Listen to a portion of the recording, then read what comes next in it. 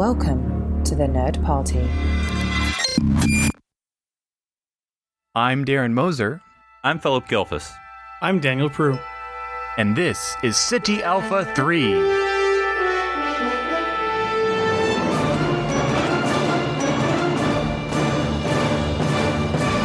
Hello, everyone, and welcome to City Alpha 3, a Star Trek podcast on the Nerd Party Network. I am your host this week, as always, Daniel Prue, joined by my two buds, Philip and Darren. Guys, I see that you guys are wearing your striped uniforms today. What's the occasion? How's it going? Just a fun week? Why put those on? I wanted a little something extra. Just that little pinstripe adds, and this collar is just was too much. I had to get rid of it. Yeah, it's a little warmer here. Now, of course, Wait, warmer Philip, here. Is this a formal report? Sorry. Yes, co-host Philip reporting. It's a little warm in here. I mean, we don't have AC as much, and so the no collar is a little more breezier. It's I believe moisture wicking this uniform. So All right, fair enough. All right, it's slimming too, right? It's bad for your back. Depends how you what it emphasizes. So we're here to well, actually, before I even start in, is anything exciting happening this week, guys? I know what you did Star Trek wise, because we're going to talk about that today. Anything else that anybody needs to bring up, or should we just dive right in? I will say this is very short because it would be a longer story, but a very short version is that my wife and I went to a play last night, and sort of the conceit of the play is that they're performing The Importance of Being Earnest, and they're missing a cast, or missing a member of the cast. And so hijinks ensue. It's kind of like a play goes wrong, but kind of, in that spirit. And so they pick a member of the audience to play that character. And they picked me. And so I was on stage for the entire show. But long story short, and there's a whole story I could tell. But they basically, there's about like a quarter way into the show, I'm like, there's an actor who pulls me aside, and this course fully on stage to the audience. And like, okay, I'm an actor. It's good to have like a mantra. So like, what are 3 things you love? And so, of course, I said my wife, Jessica. I said Star Trek because I was wearing a Star Trek shirt. And then I think I said like Mocha or something. And so, but then what happens later in the show, like near the end, is that then one of the people at the end in this sort of pivotal moment where like the person who's supposed to play that character comes on stage and is like, who's this guy that's taking my part? One of the people grabs a microphone and starts yelling my mantra. And so you have the whole audience then shouting, Jessica, Star Trek, Mocha, repeatedly. So that was my Star Trek moment for the week. It was your motivation. Oh, interesting. That sounds like a fun time. Did you interesting. Was it, I would have been terrified. I would have hated that. But I know that's kind of your thing. So maybe did you have a good time? Oh, yeah. No, yeah, it was fun because it's a show they've been touring over the UK for a year. And so it's, they give you choices. They're chill in the backstage. They're all make you comfortable. We're here for you. We'll set you up. But then, I'm, basically, and they grab someone else halfway through that first act. But then by the second act, they've almost replaced 9/10 of the cast with audience members, and so it's all very funny. That's cool. That sounds fun. Yeah. No, that sounds really fun. But that is actually not what we're going to talk about today. We all did some Star Trek. We forced it on ourselves, guys. I said, wait, I got something. Sorry. Go ahead. So I'm about halfway through it. I've actually finally started Making It So, Patrick Stewart's autobiography. I've not started mine yet. And I have the audiobook, and he reads it.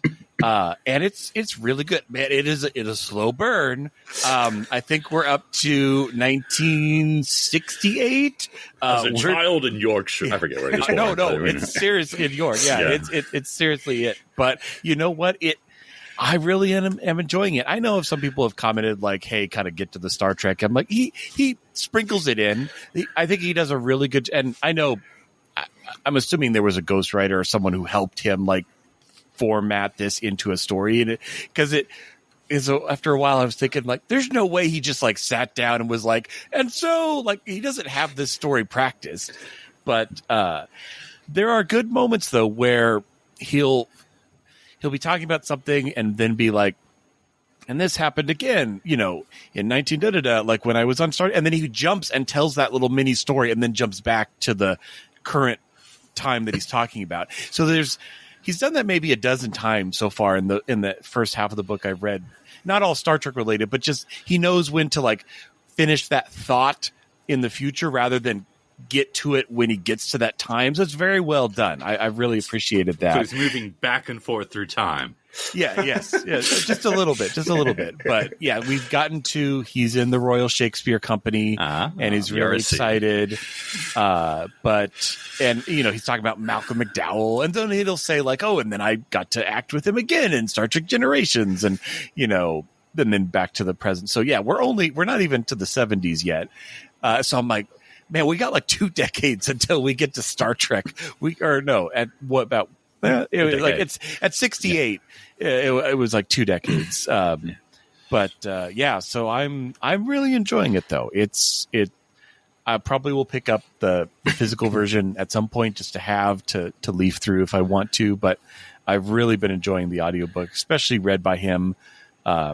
You can kind of tell sometimes when he must have ended like a recording track and then started a new one because his voice will have gone from really kind of gravelly to like a little bit of youth in it, and then again, slowly. I mean, I get it. He's an older gentleman. He's an older gentleman. I'm not surprised by this. He's in his 80s, right? I think. 70s, probably, I would think. No way, really? No, 80s? No. He's got to be in 80s by now. Yeah.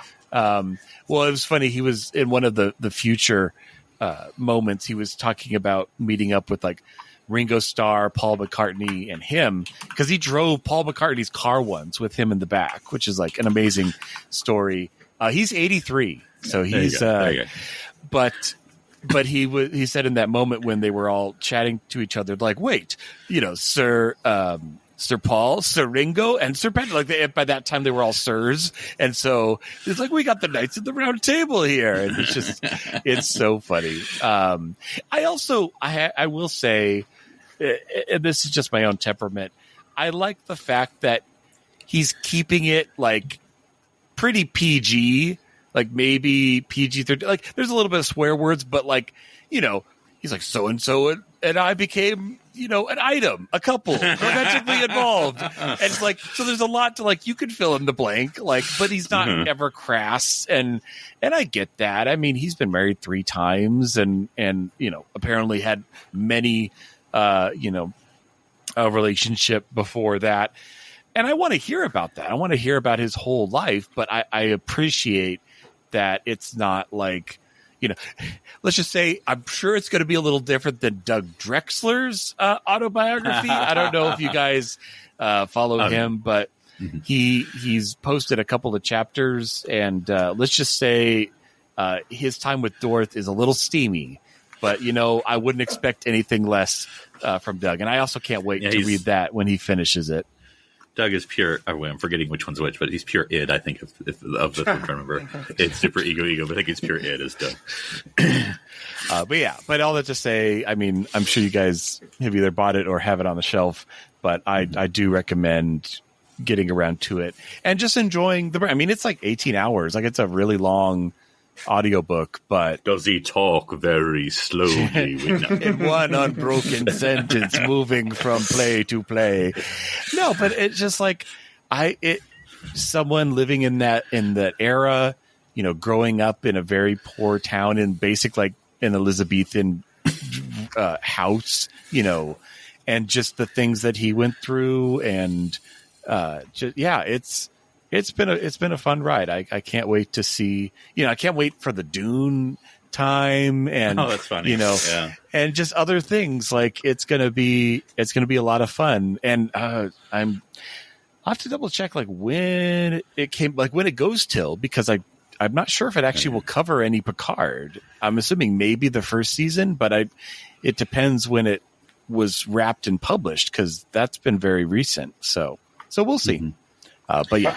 I was just making it thinking, so. how upset would you be if you got to 1987 and he just says, "Oh, and then I did Star Trek," and he just skips ahead, and it's like you get the whirlpool. That's a whole, look at Shatner. That's a whole other book. Yeah, That's a you whole can other read book. my other book, making it so. On no, I mean, honestly, if he did a joke like that, I would laugh. If he was like, "Just kidding," I know that's what 99% of you bought this book for. So when Robert, when Gene Roddenberry called me, I was sitting in the lounge on a Thursday in the afternoon. Give us the detail, Patrick, the detail. And of course we all know. Well, I say we all know the story, but I mean, we were talking about putting ourselves in the mind of a 1987 viewer. I mean, pretty risky. Like, not only are you bringing back Star Trek, the lead captain is someone no one has ever heard of. Yep. Like, it's not Unless like, it's a you are into British plays. UK. Right. Yeah. I mean, no one in America.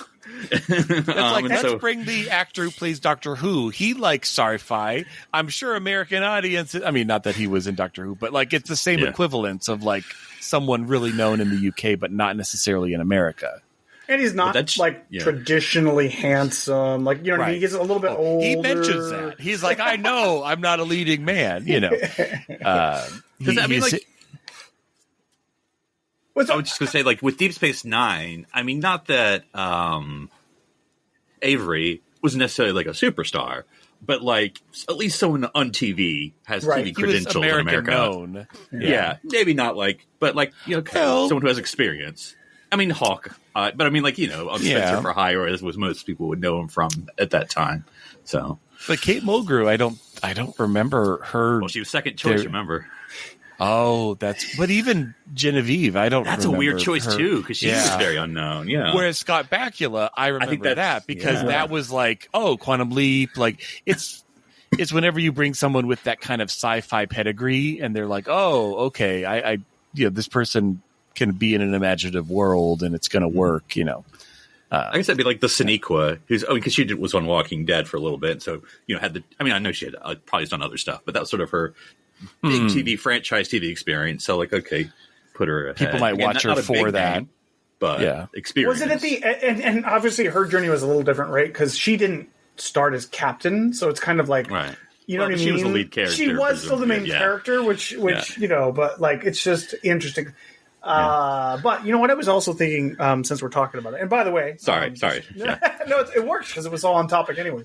But we had homework this week. We all watched Encounter at Farpoint, so we're twisted my arm, which means we have now officially started. Well, at least I don't know who else is going to follow. I'm on board. I'm on board. Darren, I'm on it. Yeah. All right, we've all restarted TNG. We're going to do a whole rewatch, and that's going to be fun.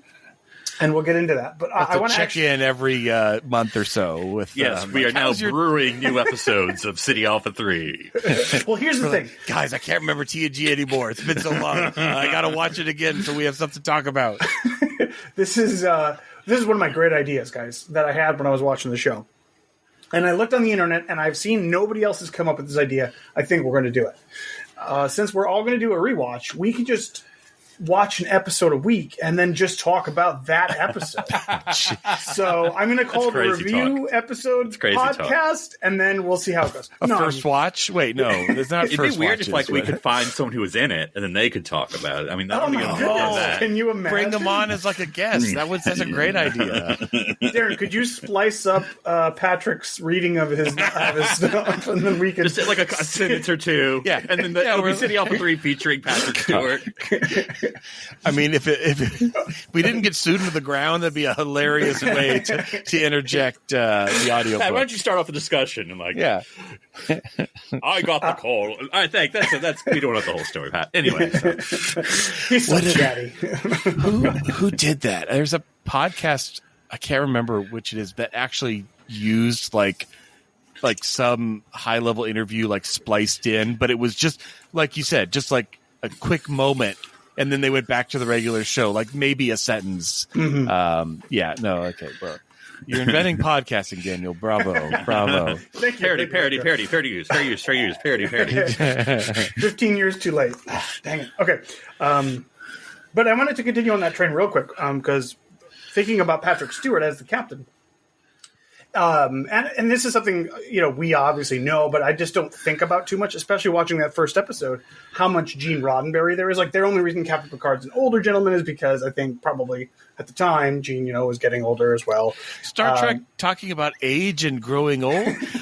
I can't picture it. Why would we? When would we ever talk about that? Except for every movie and every later season. Yeah. But anyways, so I mean, we've watched this episode. We've seen it all a dozen times or whatever, however many times. Let's just say first-ish impressions. Yeah, Philip, what did you get out of your viewing experience this time? First re-impressions. Yeah, I know. Well, I think the thing, and you guys tell me if I'm left field, because of course, depending on how you're watching it, I mean, this is sort of almost like motion picture level. Like, how'd you watch? Depends on what you saw. Did you watch them as separate episodes, depending on your distributor, or is it the whole 2 hours format? Because depending on how there are versions that break it up, as into previously on and you watch the part 2, and so you miss. There's basically like an edited version if you're watching that 2-parter versus if you're watching the full special. And so I was watching on Netflix here, Netflix UK, which I assume would be the same as Paramount Plus. That's an assumption. Well, that still exists. But anyways, I got the full version. And so there's still scenes that I don't actually remember because you don't always see them. So like an example, and I know I'm not giving a summary here. I'll shut up here. But like an example would be the Picard Beverly scene that's random. Like, middle of an emergency, Picard's like, Beverly, why are you on this ship? I'm like, don't you have something better to do? We are obviously in a redress of 10 forward or the lounge or something with some drapes in the background. Yeah. But then there's another scene that, and I believe this is where my, knowing TNG for 20 years, but it's all left my brain because it's been so long. I think they only had an hour and a half, even with Q. And so I think they had to fill a lot of 30 minutes. And so there's, you notice where they could cut to make it a little tighter. But there's like this one scene where like, I forget, it's Picard tells Worf, or Worf tells Picard like, oh, I'm going to go to engineering. And then the scene is just engineering. Worf walks across the scene. And for a second, I'm like, wait, there's no chief engineer. Who's he going to talk to? And he doesn't. He just walks across engineering. And then it cuts back to the bridge. Worf coming back. And like, I'm like, what was that? What was that? Nothing happened. You're just adding time just to show off that main engineering set. But anyway, all that to say, it still works. I mean, yes, we can say how it's dated and how it's, but I mean, Encounter still works. I mean, it's not, I mean, we've talked before about rating pilots, but I mean, it's still pretty solid. Yeah. There's some potential in this thing called Star Trek. Maybe it'll do good. Darren, we talked a little bit before the show about your actual experience. You cracked open the old DVDs, huh? The old Blu-rays. The old Blu-rays. You didn't do like the volume pack DVDs from the 90s. Well, because I have them from my DVDs ripped into my Apple TV to watch whenever, because it's just easier to queue it up real fast. And I was like, I'm going to. Well, for me, with kids, I had to, find an evening where they were already down to use the television. Not that they can't watch, TNG, but popping in the Blu-ray disc and all the beautiful menus. And I was like, okay. And I watched Encounter Farpoint with the intro, because you can choose to do the, coming on Star Trek the next time on Star Trek the next So that's always fun to listen, because that voice is just stuck in my head with the early CG fly through the Star Trek logo into the episode on silver. But no, all that to say, that was a really fun experience. I mean, it sounded and looked great. I'm so glad we have the what do you call it? Restored, revised, revitalized. That's also, I think, what I watched too. Yeah, just the fact that it looks so good. Well, I did notice that, like, I don't think they had done that to the intro. That little intro I just mentioned, like, that's just whatever off of Betamax tape in the back. Like, it did not look that great. But because I also remember, we had some shots from this used in Picard when Riker was remembering data on the holodeck, and now they kind of close cropped it because they had to shift it to a 16:9, and so you kind of felt that, especially on the close-ups. You're like, there's data, like 99% of the frame. But yeah, it looked gorgeous. And yeah, I mean, again, it's early Trek.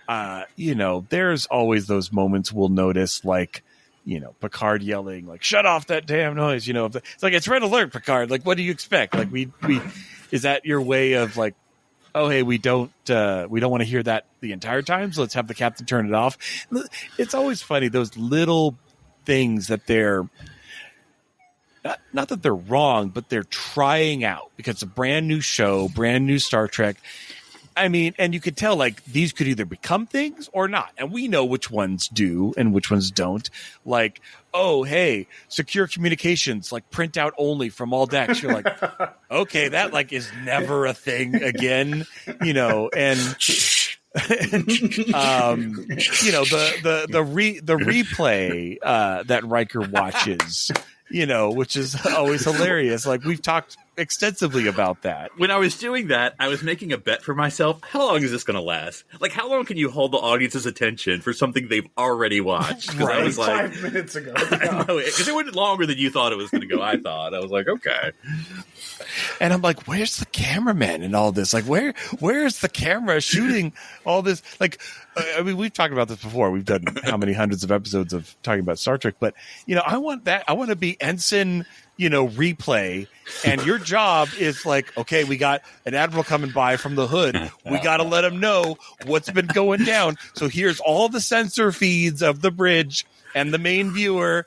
You got to put something together, Bob. You got 10 minutes to edit really quickly, or maybe the computer's so advanced in the future it can just do it like that. But they laughed when I was a member of the AV club at the Academy, but who's laughing now? Yeah.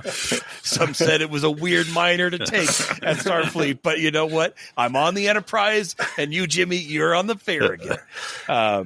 But Darren, I did want to say quickly, because again, I was internally thinking, watching the replay scene, I can buy, or at least whatever, I can buy that there's cameras on the bridge or on the ship. Can't buy that there's one in the Q fantasy. So I'm like, if they show that, someone better have gotten fired. But no, but I just said they didn't. So I was like, okay, there's some sort of internal logic. Someone thought of it for a second while they did it. But no, overall, it was a really fun rewatch. It was fun. I mean, we're starting to slide into it's been so long. As I've been watching a lot of older shows for House Lights, there will be sometimes where I'll get to a movie that is so far in the past that I almost don't recognize the actors because they look so young. And I'm starting to I'm not quite there. Like, I know these actors well, but I'm like, man, like, how old is John Delancey in this? He's like a baby, I just looked it up. Patrick Stewart was 47, Star Trek number, in this year. And so all that to say, Wesley, I believe, is now 47. Will we? I think so. That makes sense. Yeah. I think that happened a couple years back. But yeah, I remember that time when he became the age that Patrick Stewart was in Encounter. But no, I really 51. enjoyed the rewatch. And honestly, at the very, very end with the creatures and the music and the moment, like, I was getting a little misty because it was hitting all those notes of like, hey, this is that optimistic sci-fi that you love, that is really fun and enjoyable. And I was like, man, Star Trek, you still got it.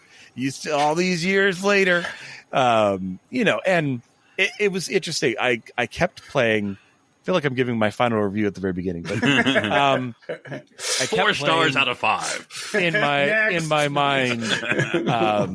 I kept playing from Galaxy Quest, which is, I mean, I'm wearing a Galaxy Quest shirt, but it made me think about some of the lines that some of the other characters talked about, where they're like, it didn't matter the cheap sets or the bad makeup or the wooden dialogue. Like, it was about watching a show, with people that cared about each other and that were on this fantastical mission and in our optimistic future. And I'm like, yeah, that's Star Trek right there. Like, that's what, because as we're getting farther away from it, yeah, it does have a bit of a dated look. It's, although I did, one last thing I'll say, I did laugh how there were some moments, the very, very very first shot as we're going on Patrick in the boardroom, and like, let's see what's out there, and some other stuff. Like, there were some lighting shots where I'm like, what is this new Trek where we're not going to evenly so light? dark. And it's so dark, because like we obviously went away from that as the lighting stabilized. But they found they hired a grip. What room is that? I always wonder. I'm pretty sure it's the conference room. That's what I thought too. Yeah. But Observation lounge. Yes, the observation lounge. Yeah, because I think they pushed through from the other side of one of those windows. Okay. And it's got the wood paneling behind him. So I'm pretty sure that's the room they used. But one thing, just to touch on that precise moment, to go by like 30 seconds rewind. I get it. But to me, it's the most interesting thing that they've designed the ship. And their first shot is this. Like coming down from above. Yeah. But when we look at that, sorry to explain this. Yes, so it's the Enterprise full on tilted up. To me, most awkward shot. It looks so awkward and so ugly. I mean, look, I love this. Like any other angle, perfect. That is perfect. But the front on, like even down, not even the front. The front, like looking up its nose, as it comes down. Yeah, because it's like weird. It's almost like it hurts your eyes. That like it's so awkward. Like they've done something. You're like, oh, that ship looks like the Enterprise, and then you see from the side, you're like, look at that honking saucer. That thing is ginormous. But it's like the first shot you will almost never see again throughout the series. Yeah, we almost never see it. But yeah, I mean, and we'll get into more of the details. Like I was, like the saucer separation, like that being a thing. And I kept trying to put myself in the mind of a classic TOSer, someone who was like, oh my gosh, the Enterprise can separate and reattach. Like, for us, we're like, oh yeah, that's, it's always done that. And we're like, but that was huge, because it's hard for me to watch it natively as, oh, look at these things that they are showing in the light of only having watched TOS or the movies, although probably movie fans are probably like, wait a minute, that engine room looks really familiar. Real familiar, yeah. But what about you, Daniel? What was your first rewatch on? Well, kind of what sticks out in my brain right now is how serious Q is the whole episode, like how menacing he is. Like he's not fun at all. Like there's one joke with Q, so it changes very quickly, obviously with him. Like, but it's like it's definitely a scale, right? Because in Hyde and Q or whatever the next episode is, he's still menacing, but then he starts doing all his silly jokes with things and Klingon women on a scale of Farpoint to Cupid. Yeah, how silly is Q? Because I gotta say, Cupid's got to be the extreme, the nth degree. Oh no, and I think he works. He definitely doesn't work good as a straight villain because compared to what he becomes later on, Picard is the straight captain. It doesn't. Yeah. It doesn't work. Yeah, and yeah, he calls him like ignoramus, and like it's so weird to see like in this early episode when they don't have him like completely fleshed out. Like it's just there's a lot of Mo Capitans. He says it like every time. I'm like, oh, he dropped the Mo Capitan again. Like he's getting saucy. I think because finding, and of course it's going to be retrospect or prospective, whatever the word I'm using, for Q, because I think Q as what you can use him to do is he's not quite Deadpool, but he has some commentary, and so there's something to comment on. And so I think in later iterations, it's like, oh, he can make fun of people and their positions because we know them. But since we don't know anything, there's no jokes really to make for him. That's true. Yeah. It's a kind of an odd villain to bring in the pilot. Like he works better after we've seen these characters some. He's like, I'm going to judge you. And we're like, yeah, we're kind of judging you too because we don't know. Not my Star Trek judging. Yeah, it's like, I don't know this, that's a Klingon? What's going on? Don't worry, Gary. In the next episode, they'll be sure to get to know these characters really well. Yeah. We'll see them in their normal day-to-day behavior. Nothing strange will happen. Or extreme, But even thinking about just like the setup, because like of what we know of the Q continuum and like Voyager and stuff like that, I know that shouldn't really reflect too much. But this is also weird because like why does Q and or the Q care or want to judge humanity like any more or worse than any other? I think it's definitely only Q. I Do don't you think it's there's just any. me? That was my I don't think question. there's any. Gonna be. I never got the feeling that the continuum is a bag of cats. You know, I don't think there's any. I mean, yes, we know Wow, there's kind Darren, of we all rules. picture differently. You know, Civil War, Road in the Desert. Darren's like, bag of cats. Continuum. No, but I mean, yeah, they obviously have some sort of like, don't provoke the Borg. You know, don't mess with time. You know, don't make Be the things go Scarecrow. nova. Be the Scarecrow. But all that to say, I get the feeling that this is just Q. This is just him doing, like, entertaining himself. But that's a whole nother discussion. So I'll tell you, and I mentioned already to you, the two of you, but I watched All Good Things right after this.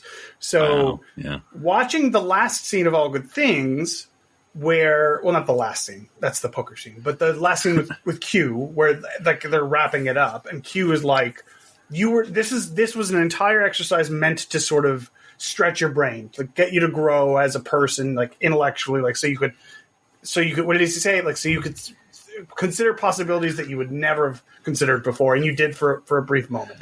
So I just was like, I guess he's trying to like push Picard into like more ball of light territory. Like that's the idea. Mapping I think. stars or studying nebula. Right. Which is also a weird line. Possibilities of existence. Because that is a very Star Trek-y thing to do. We want them to go map stars and study nebula. I want to watch them do that. But and not Riker. Our first sensor sweep of the neutral zone. But it also made me think, and now I can't remember because it's been too long, but how did they end Q at the end?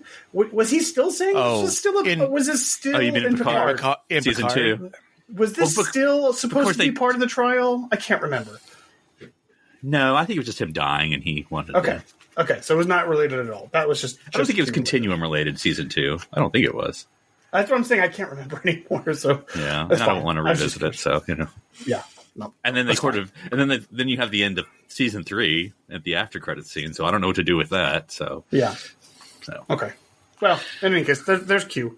Yeah. Darren, you brought up the space jellyfish part, and the only thing that stuck out to me and I really wanted to bring up was it's like an offhand remark, like, "Oh, send it."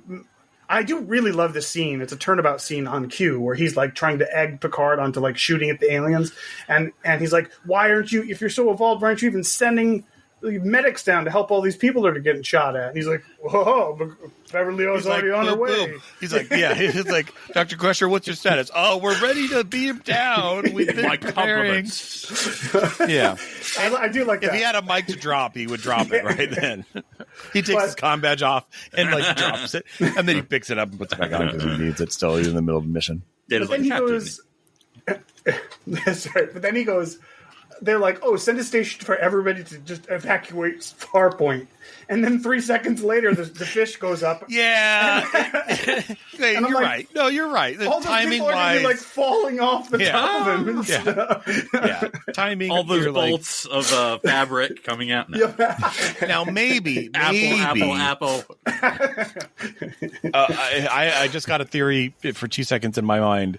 What if when he said, "Hey, tell them to evacuate," we all know that, I mean, now we know, but we all know that transporter control is always listening to what the bridge is doing. Always. They have an open but they have an open channel because when he says, "Get them out of there right now," like they got to be ready to pull that trigger. So when he says evacuate, they start site to site beaming in mass using every transporter available, and maybe they get them all off in the 3 seconds. Maybe. I'm going to give them the benefit of the doubt. We have no idea how many people are there, so that's fair. we don't know. That's true. We all see that saw one like market. 2. Maybe there's like 50 people that live on this station so far. It's brand new. We saw like the Groppler again. Perfect title. We all know what it means. I'm not even going to explain it. And then like the shopkeeper, or the guy, and that's like I think the only ones we really see. Just others are just extra visitors. Well, I mean, they do have to evacuate all the other Starfleet personnel, like everybody, not just the. But there's no Starfleet. There's no Starfleet people there, is there? Well, no, they're all over the place. Like in that scene Beverly shopping. There was lots of extras. There were a lot okay. of Starfleet extras walking around. I don't know if those are meant to be like Enterprise crew, but well, apparently this is like the place for a stopping point because you just pick up all your personnel at Farpoint. You know, I don't know how they get there, but they're there to be picked up. It's like a great meeting point. You got the hood, you got other places just dumping personnel at Farpoint to be picked up by other ships. So later, Starfleet's like, let's not go to Farpoint. It's a silly place. Let's just have the hood meet us by that planet, and then that's what they did from then on. Well, and you were talking, Darren, about like little pieces of like little elements that were either dropped or kept going. And one of the things about this story is that like the Farpoint station is in no way exceptional. All they have are replicators technically, and every other ship has replicators. Like Riker can get an apple on the Enterprise at any time he wants. So this is actually not cool or special or in any way neat. I guess it's just neat because it read his mind. Well, he didn't read his mind because he says it out loud. But I just because like they were like, oh, they have so much energy. They get so much geothermal energy. But they figured out a way to someone read a paper on geothermal energy right before writing the script. But Star Trek has replicators, so this is nothing. There's nothing special about Farpoint. It's just we've never seen an industrial. I mean, I'm using the word industrial. We've never seen the word industrial replicator. Like, I don't know how they build a building in the 24th century. So, like, I think this was true. Like, you managed to like build a station in 6 months, or something, Yeah, they were more impressed that like it was basically a Starfleet spec station built out here in the frontier. I think the Frontier Doctor. Some of us live here. I know.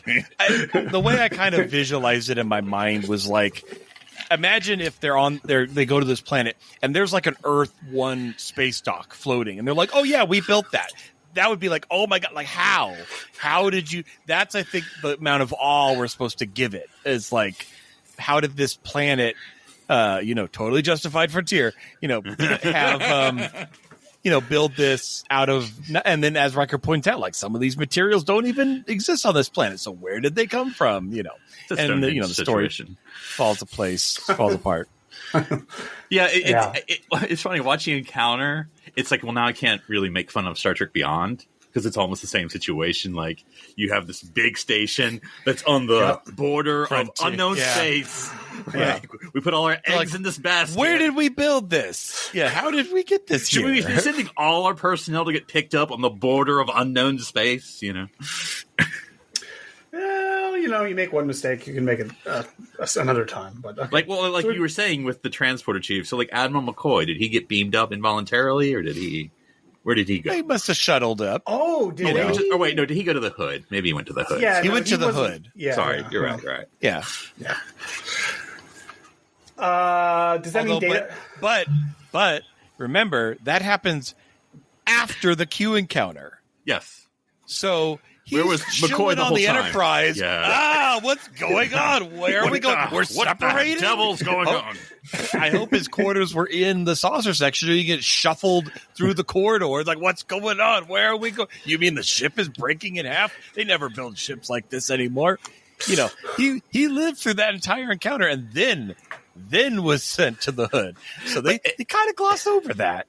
It did make me the way it's phrased. You got to read a lot to it. The way it's phrased with Admiral McCoy, of course, they don't say his name. You're supposed to just know. It's an homage, tip of the hat.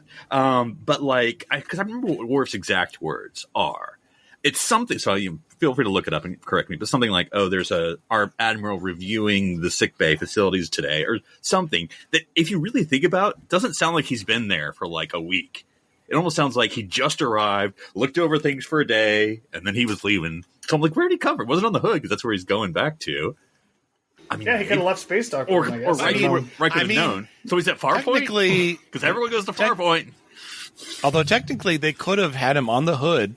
He beamed over but Riker a couple days ago.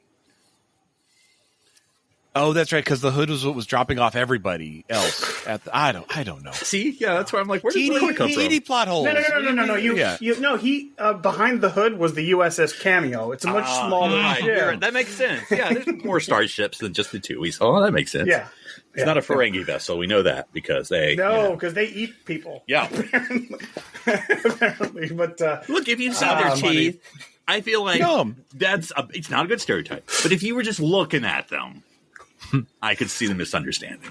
Okay, all right. Although that was, I mean, speaking of the Ferengi, that was kind of interesting. Also, like the little hints dropped because we know, and they know at that point, writing scripts that those are going to show up and be the big bad in about 4 episodes. Because we've softened up our Klingons, so we can't use them.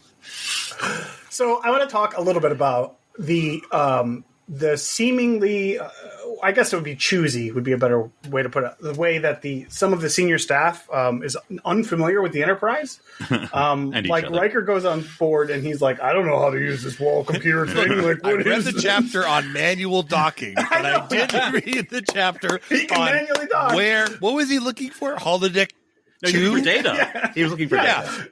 Yeah. Okay. So the nice thing is, the computer told him. He's just data yelling down the corner. He's so confused. He's looking at him like, "What kind of dumb mf'er is this, sir?" So to be fair, like I would also need to use the computer to find people on the ship, and then it was nice that it had the follow the lights, and I'm just picturing a crewman maybe 50 feet down the corridor who starts seeing lights move past them, and they're like, some upper deckers doesn't know where to go. They're coming around. Hey, Commander, how's it go? That's what I would think. Oh man, the newbie lights or something. Even worse, if the blinking lights, to stop at you. And or you keep walking, you're kind of like, oh God, someone's looking for me, running down the corridor. A spotlight shows up on you. I like that. I want them to be like the newbie lights, and nobody uses the newbie lights unless you're some admiral who's never been on this class of starship before. Oh, that'd be hilarious. That. So it's actually funny because there's a little element of this in All Good Things. There's a scene where Picard's in the shuttle with Yar, and they're shuttling over to the Enterprise, and she asks him, "Hey, have you ever been in a Galaxy-class starship?" And he says, "No, but I've read the manuals," or whatever. And I'm like, so, for example, in the first episode of Voyager, Janeway goes into details, so how much she knows the ship up and down, left and right. Right? Is my memory wrong about that? Well, there's another episode with the same situation. Oh, is that what it is? Well, Darren, you're always referencing this one with Seven moving in time. That's where you see that scene of her first arriving on Voyager for the first time because the Admiral beams her aboard. And they're not leaving yet for a while. She's checking it out. Yeah, I mean, although you would go on the ship long before you actually were taking the ship out of space dock, right? I mean, I'd ask Philip though, because obviously this is meant to be militaristic. You have a captain, obviously you get assigned a ship, you have to read up on it, but does the captain show up a week before launch and really learn his way around, or is it possibly a day or two at most before leaving? Now, Darren, I would put it back to you because you're actually the expert, because I believe you read a book. I don't remember the title. That involves. You remember the title. Everybody remembers the title. Because Ship of the Line. That involves, and in some way you can argue motion picture, a commanding officer for construction purposes may or may not also be the commanding officer for active service purposes. Right, like Cisco was over the Defiant build, and then, so he knew a lot about it. I would 1,000% believe that it's standard procedure. Not even let's not say maybe they didn't design the ship or whatever, like Cisco, but at least a month before they get there, they're part of the there's a bunch of stuff you got to go through. It depends when they're available. Say, though, I will say your Yar example, I think, is a caveat because of the time travel. I'm guessing he had been on a Galaxy Quest before then, but it was just the simpler answer to be oh yeah, no, this is my first time. Because what's he gonna say? Well, I'm actually jumping through time, and I totally remember taking this ship around for 7 years. I see what you're saying. when I watch the scene, I get the impression that he's sort of play acting as he was when he was that time. Which I agree. I don't think it necessarily. That's probably true. It's I probably just assume true. that'd be true. I mean, I think it's realistic because, again, it depends on assignments. Because you're like, oh, it should make sense if you're building a new ship, you'd have the person there 6 months. But what if they're on deep space mission on their old command and they're still finishing up, and they'll be there next Tuesday, and so I'm not saying it's not possible. Yeah. But I do think, especially for like and we've seen new ships, but there's also like I don't know how Change often command. Jellicoe had been on a Galaxy class, probably the first time, but that's okay. But and then again, it's obviously different when they're they don't usually do the ceremony if they've never been on the ship before. Or think of I know this is obviously not the same scenario, but Archer was involved with the Enterprise long before it got sent out into space. Launched, so, yeah. But yeah, it would have been interesting in this situation in the universe because I don't think we're ever told. I'd be curious about the court-martial episode of how Picard was chosen for the Enterprise command.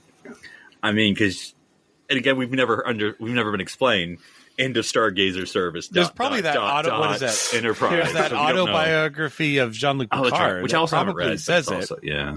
Did you read it? You said, Phil? No, I haven't read it. Okay. I'm curious too because I'd love to know what they filled in Stargazer to Enterprise because that's a big chunk of time. That is a big chunk of time. He probably went back to the vineyard, did some teaching. He hates kids. He wouldn't be teaching. That's another element that I'd like to talk about too. Correspondence course. He does. Yeah, it's funny. There's another command he just never talks about because it was just terrible. It's the U.S.S. Lollipop. He was captain far before Riker. Acting captain on the U.S.S. cameo. I don't know. I'm sorry. I watched Arsenal Freedom and the Lollipop, and I don't know how they acted that scene with there's gotta be so many outtakes because he's just saying with a straight face no, my ship is the Lollipop, and he's like, what is the compliment to the Lollipop? Like, how could you deliver that line and not crack a smile at all? I mean, I know acting, but it was the 80s, Darren. It was a simpler time. But I do want to talk about the element of, because we do see a bit of it here. And I can't remember how much of it changes, because that's what I was going to ask you guys. But the whole Beverly, Picard, Wesley stuff. Yeah, well, and there's less, I don't get very much, I liked you, Picard. Wait an episode. True. We only watched not now, Beverly. Yeah, no, you're right. But at least in this episode only, the way he's pitching it is I brought you. Again, there's some gaps in Picard's record because it's last time I saw you, I brought your dad's body back, and then all of a sudden it's and then I disappeared for 20 years, and now I have this ship. It's where did that come from? It's so weird because it's so unlike Beverly to disappear and not talk to him. Philip, you talked. I think you made a joke about this before, but the way it's worded makes it sound like Picard was literally carrying the corpse of. I kind of always visualize that too. Hey, where do I put this down? But if he was on board, if he was in a torpedo on the Stargazer, and he went home, and he's not actually delivering the body of his father. It's just part of the process, right? That makes it sound so dramatic. I also got the fact that again, I'm sure they've said more about this, but I always got the impression that he was in command when Jack died. Yeah. No, I get that. I get that. But thus he feels responsible. Sure.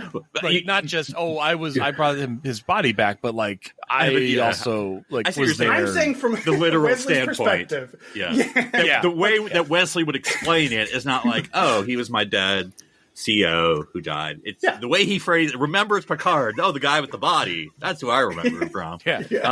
Body guy. Hey. It's again, not funny, but funny that we're gonna make it funny. So he's Picard taps on the door. Beverly opens up, just Picard next to a torpedo tube. He's like, Beverly, I can explain. Like it's on a cart. No, I would say hover cart. No, I'm picturing he's there with like some other officers, and they have like the folded Federation flag. Doing the whole like knocking on the door and but that's don't bring the body with you. I captain. know it's what we're saying. Yeah, I know. So I got it in the back of the shuttle right here. Where do you want it? Where do you want me to put it? Backyard? How are we doing this? I'm like, well, although if you think about it, this doesn't sound like standard operating procedures because pretty much anytime someone dies in service, they shoot the torpedo into space. Like every time. He's like, no, guys. You don't know how many times your ship goes bonk. What was that? One of the. Yeah. I've been looking for an in to talk to Beverly again. So we're not going to shoot this into space. I'm going to personally hand deliver this to Earth. Wherever you know how it's been a long time with someone you're interested in, and like, how do you send a random Facebook message? I mean, you got to have an excuse or reason. And her dance card is now open again. I know for sure. So it's let's just give this the plainest reading that we can. Okay? Let's just say there was a mission gone bad. Jack was killed. Picard, presumably right away, informs Beverly. That's the first thing he does, right? He says, "Hey, we lost Jack," and then at some point, sorry, you said immediately, and I'm just picturing like as they're still on the planet, he's just like, he's like Starship, please put me into contact with Starfleet Command, route to Beverly Crusher's homestead. Hey, Beverly, just his body's still warm, and he's not looking good, dying in front. No, wish you were here. Not looking good. Yeah. The only thing I could think where this might work as the line is given is if like Beverly and Wesley were on the ship and he beams Jack, like a dying Jack, back to the ship and then he dies. And then I could think that's what he would think. No, the problem is we know somewhere. Because there's a flashback to this in whatever episode it is where they all have flashbacks. Right. Because we see Picard with hair and like an injury walking with Beverly. I think the view of the body. I mean, I'm roughing. Oh, yeah. Memory. I was like, I remember that now. Yeah. Oh, anyways. But briefly, very serious. In the Army and everyone, this casualty assistance officers is what they're called. They do all that stuff with meeting with the family and doing all that. So, but I mean, that could be Picard just choosing to take on that duty instead of giving it to. I kind of want Worf to be the casualty assistance officer. Every time he's just like, he died a warrior's death. Jeremy Astor. I know. We've seen it. I mean, I'm kind of semi-joking, but I kind of think he'd be perfect in the role. It's like, this is so senseless. Now, does he adopt all the people as family members? That would be. Well, if it's only for one episode, it wouldn't be too bad. You have many siblings. Captain, I need bigger quarters. Worf, we've talked about this. I'm supporting 22 children. The entire school on deck 25 is Worf's kids, just like Worf's The Office. Worf's tots. Yes, Worf's. He's promised to pay for all their colleges. No. But there's like a Klingon phrase. It's like Worf's Duke Jaz. Oh yeah, Duke Jaz. Yeah. Worf's tiny targlets or something. Worf's tiny targs. Yes. All right, you know what? This has been fun, but let's close it out. You guys have anything else? I know we barely talked about the actual episode. I mean, we talked around a lot. Jellyfish of the concepts, Q, saucer separation. What more do you want? I mean, again, it is interesting because as you're seeing sort of the sausage being made of like, we are introducing this character, and not even characters. This is what a holodeck is. Pay attention; it'll be important later. The ship can separate, but it's not the wall thing. That's not important. That doesn't come back. Don't worry about that. But the ship can separate. We have families. Like they're not even just doing characters; they're also building the whole world, and so which is important. But it's just interesting to see because you can literally see what they're doing. And so there's scants everywhere. Deanna's in a uniform. So in a type of uniform. Let's not. Yeah, I mean, whatever. everybody's in a type of uniform. So Well, I mean, that's Discovery's motto. Gianna has Everyone an is in accent. some It's type. all interesting what's going on. What about you, Darren Nichols, and thoughts? Yeah, no, it was just a really fun rewatch. I need to, like I said, I skipped over to Arsenal of Freedom, but I'll go back, watch episodes 2, 3, 4, 5, you know. But yeah, I think we mentioned this before. Like, this is very TOS-y. Like, these first few episodes, like, and we all know the actual legitimate reason of they had to use TOS scripts because they had writer strikes and other difficulties to go through. But I mean, it's also just being lazy. Like, you have this pile of scripts already made. You just got to change some names. Well, and a lot of those early writers were TOS writers. Yeah. So they're like, oh, let's see. total So sense. Cook becomes Picard. He's like, enter. Spock becomes. I had Eileen Decker. Just do Riker, Troy. You know. Is Kirk kissing someone? Okay, give it to Riker. Give it to All right, Riker, yeah. No, that actually would be interesting. Oh, that would be a fun episode experiment to pick a TOS episode and Turnabout one Intruder. with a lot of Just a really bad one with like, but I mean like one with a lot of characters doing stuff, which is kind of harder to find in TOS. Yeah. But then like imagine it parsed out to the TNG crew, because like you said, would you take half of Kirk's stuff and give it to Picard and half to Riker? I don't know. You'd have to do half to Data, half to Riker. Yeah, or to Geordi. Well, Geordi would be Scotty, but anyway. Yeah. But it was really fun. That would be hard to do because in the first season there is no chief engineer, or there's an intermittent chief engineer. Don't pick a first episode. Yeah. but no, it was really fun revisiting Encounter, and yeah, like I said, I really had that feeling in the very end.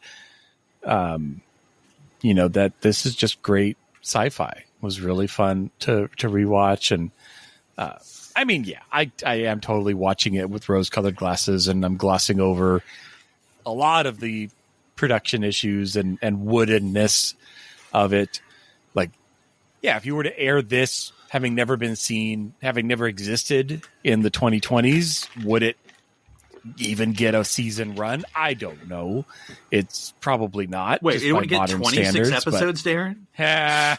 Maybe 10 if you're lucky. Yeah, okay. Hey, we should do that. I should cut out the other episodes Wait and a just leave 10 minute. episodes. We did that. But I think one thing is funny. I mean, it's obvious, but I'll still say it.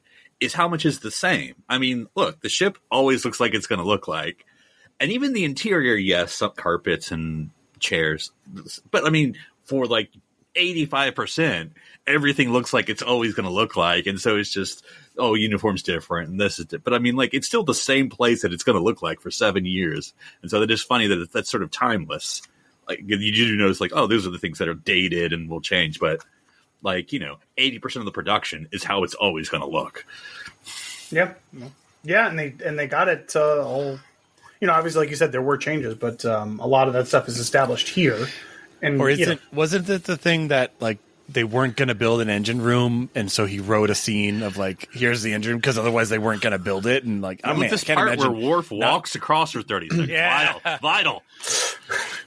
Well, there's also a scene, I think, where Picard's like the first touring it. He comes down, walks across, goes back up, and I'm like, I'm pretty sure you could just walk up top. But hey, he's surreptitiously checking in on everyone. I think it's also kind of wild that we don't have a chief engineer in the first, like a stable chief engineer, and that's just seems weird because Scotty was so a big part of TOS. Like, it's not like they forgot the role. Yeah, I know. It's not like, because they're literally like, we're going to go to warp 1,000,000. I mean, whatever. But like, 9.999. Let engineering know. I'm like, who? Who are we telling? Just the table. Just the table now.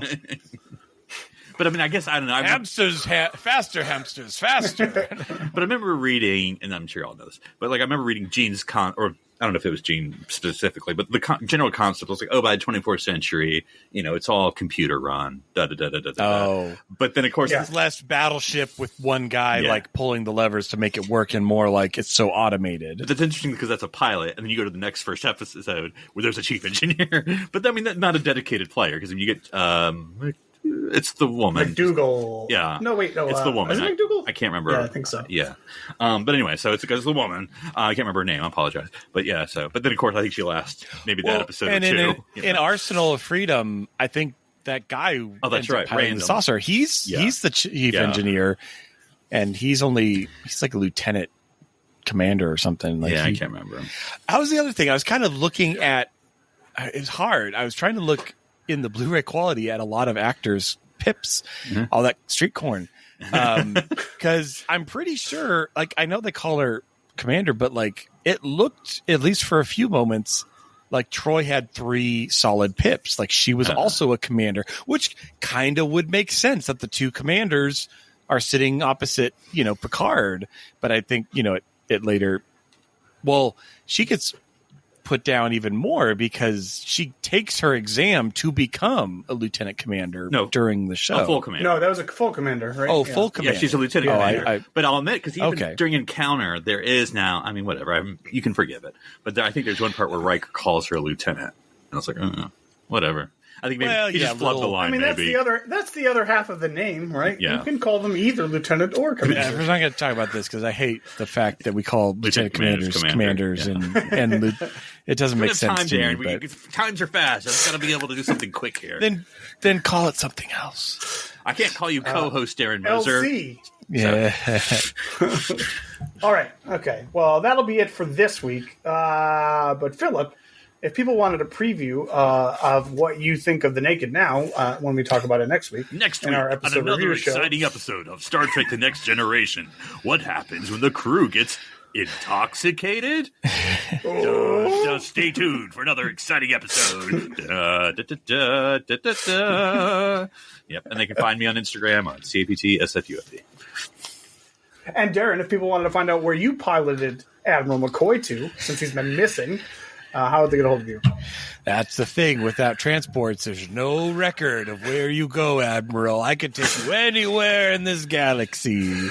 They can find me at drsci-fi.com, DRSCIFI. And they can find me at WhatUpDan. That's the number 1, not the word.